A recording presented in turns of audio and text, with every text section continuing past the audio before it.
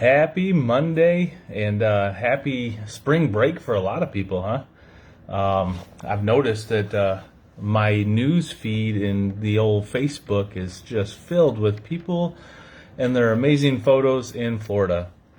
Meanwhile, we're here in Michigan where the cold, brisk spring air is smacking us in the face harder than Will Smith. So, hey, there's my joke for the day. Had to get that one in there. So, anyways, crazy talks, crazy things going on. Today's Market Update Monday with yours truly, Jason White.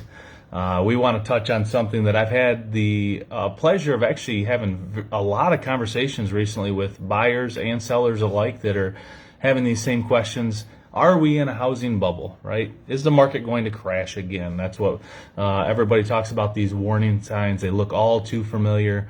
Well, today we're going to discuss three key factors that suggest that we're not. We are not in a housing bubble. And here's some three key factors that they look at to determine that. So first thing, part one, housing supply. So buyers and sellers, they're worried prices are too high and depreciation is likely to follow, right? Well, if you look at the inventory, homes on market, on average, if you want a good average market, and we've talked about this in previous, check out my other videos, but 6 months of inventory on the market, right? So, well, in the 4 years prior to the market crash, we had actually 9 months worth of housing market inventory. So a lot of actual supply, right?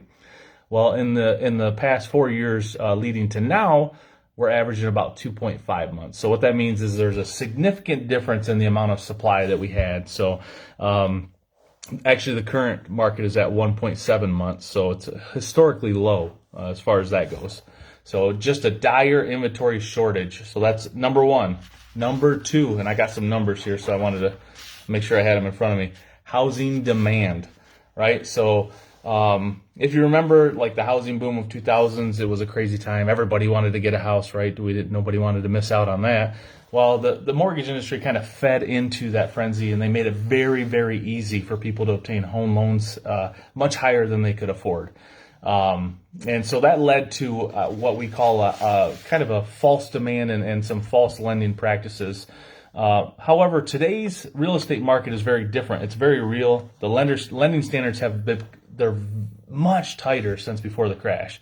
So, and plus actually with the escalating rent happening right now across the U.S., many people are opting for the financial stability that home ownership offers. So, the factors coupled with low mortgage rates and making purchasing a home today a good decision. So, in fact, the lending standards being tight, I want to reference before the crash, the volume of loans in billions with a credit score below 620 was actually right around 350 billion a year that they were actually lending to people with credit scores below 620.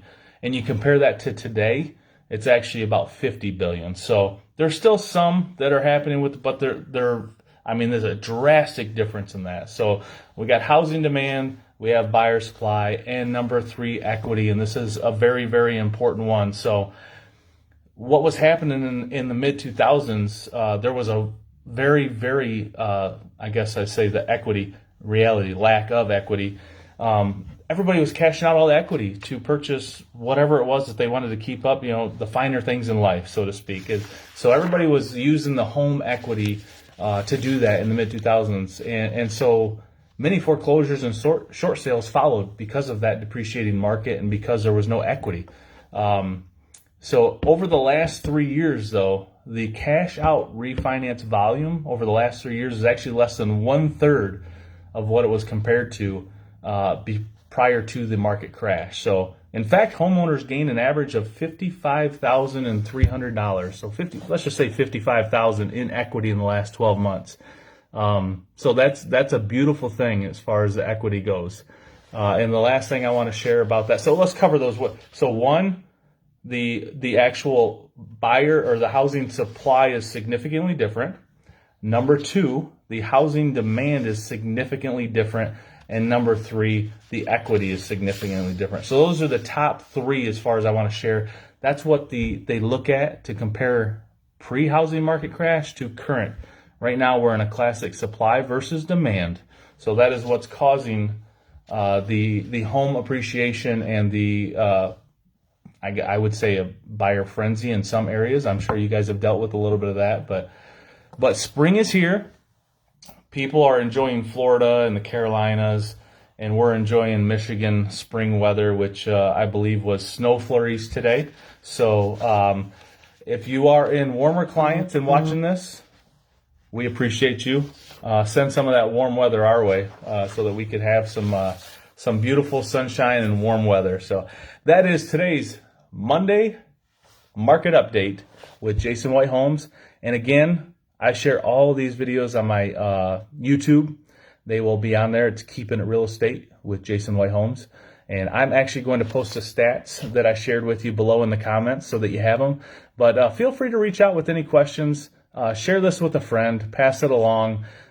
You probably know someone that's waiting on this market to crash. I've spoken to a lot of people that are thinking, I'm just going to wait for it to crash. And we don't see it. We just don't see it here. So share this with them. Let them know why we don't see it. And if they would love to reach out, they can. So I appreciate y'all. Have a wonderful, wonderful Monday.